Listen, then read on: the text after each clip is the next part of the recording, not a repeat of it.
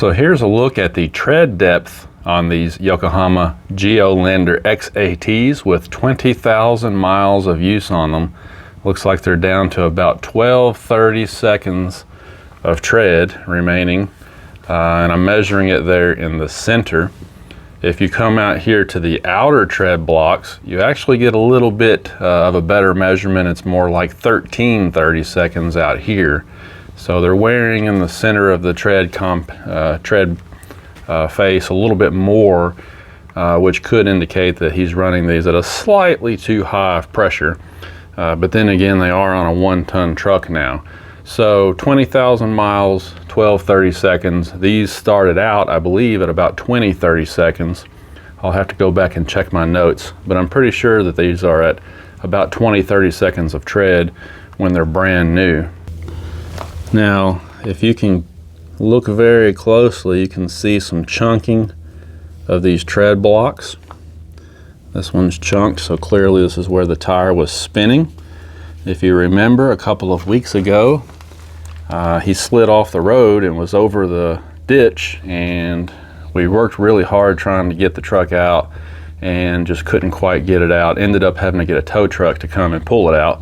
A couple of days later when the road conditions improved, but we spun the tires a lot trying to get the truck out of the ditch, and there were some rocks and debris and things down in there, and that's where that tread block damage came from. So these tires have been used on 2 different pickup trucks. I put 10,000 miles on them, and he's put 10,000 miles on them, and now they are on a Duramax. So this is a very heavy truck. He pulls heavy equipment with it. So these tires have definitely had some hardcore use for a light duty pickup truck tire. But even with that, you can see that the tread is wearing very evenly across the face. You know, you don't have a lot of feathering and chopping and that kind of thing. For a very aggressive tire, they're actually wearing pretty well, other than the fact that the rate of wear seems to be a little bit higher than what I would expect, because that's a loss of what, about 8-30 seconds in 20,000 miles. So that's a fairly high rate of wear. But then again, it's a 7,500 pound diesel truck that pulls some pretty heavy trailers behind it from time to time. So we have to take that into consideration also. Let's go up here and take a look at one of the front tires. And again, if you look very closely, you can see that there is some minor chunking and abnormal looking wear on the tread, and that again is from spinning the tires. I mean, we spun these tires a lot trying to assist, you know, because at first we tried to use a tractor to pull it out of that ravine, and then we had the first tow truck driver that came down, and then eventually a second tow truck was able to get him. But we spun the tires a lot trying to assist whatever it was that happened to be pulling on the truck, so we could try and get it up out of there. And so that's where that damage came from. And just from looking at it, I would bet that within the next 5,000 miles, you won't see that anymore. Once that wears away, it won't be an issue. Now, if I look at the tread depth on the front tire, it's at 13-30 seconds. So that's pretty typical of what you see when you're running tires on a pickup truck. The front tires will not wear down as fast as the rear tires do, because obviously the rear tires are the ones that are pushing and pulling the heavy load. But I mean, just as far as how the tires have been performing, I mean, I think they're doing a pretty good job. I didn't have any issues with them whatsoever in foul weather. Rain, I ran them in snow, compacted, very slippery snow. I never had any trouble with them.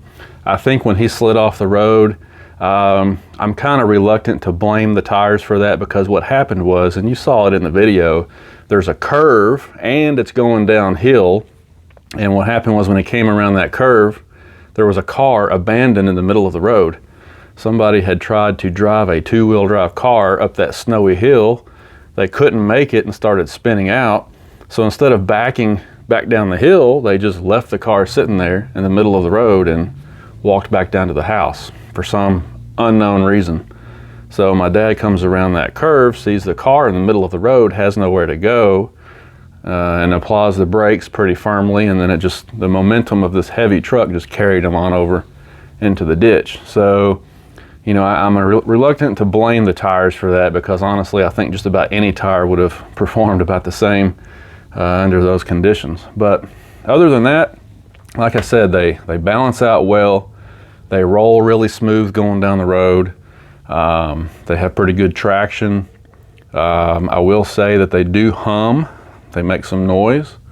It's nothing like a mud terrain tire. It's not a wah wah wah wah noise, you know, but they do have a hum to them. I mean, it's a pretty aggressive tire, so you would have to expect that.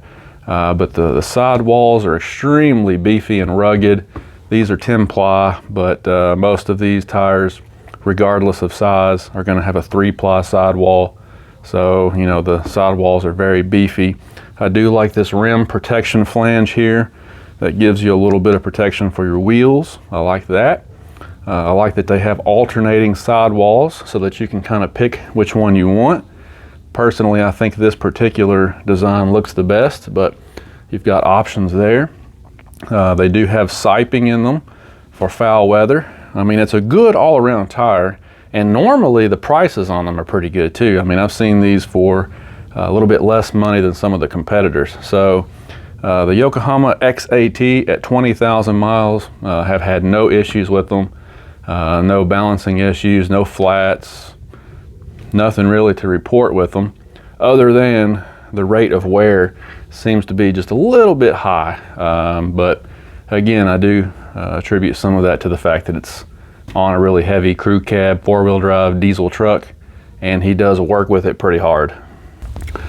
And of course, these particular ones are 33 1250s, so you can see that they're nice and fat on those factory wheels, which personally I kind of like that. I'd like to have some sidewall out there myself. It gives you some more protection, and I just think it looks better. But the tread pattern on them is, again, very aggressive.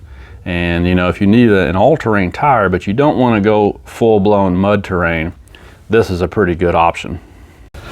So it'll be good to see how these do in the next 10,000 miles. You know, by the time we get to the 30,000 mile interval on these, I would say that the wear will be getting on down there probably to where we'll have to start paying some closer attention to it. You know, on a truck like this, honestly, it would be really nice if you could get 40,000 miles out of a set. I mean, if you've got an aggressive tire like this on a truck this size, I feel like 40,000 miles is about, you know, what you're looking for as a minimum, you know. So if you get 50 or 60,000 out of a set, that's a great tire. But I think 40,000 would be a minimum that you'd be looking for. So hopefully we can get 40 out of these. I think we'll be able to. Looks to me like we'll be able to make it all right. But again, 30,000 is going to be the next interval, and I'll keep you updated. But here at 20,000 miles, they're still doing a pretty good job. Unfortunately, they had a rough life being down in that ravine, but they've held up good, didn't give us any issues. And I think this chunking in the tread blocks will wear away with normal usage in the coming months. So if you got any questions about the Yokohama Geolandar XAT, leave them below and I'll try to get to it. And as always, I appreciate you guys watching. Thanks.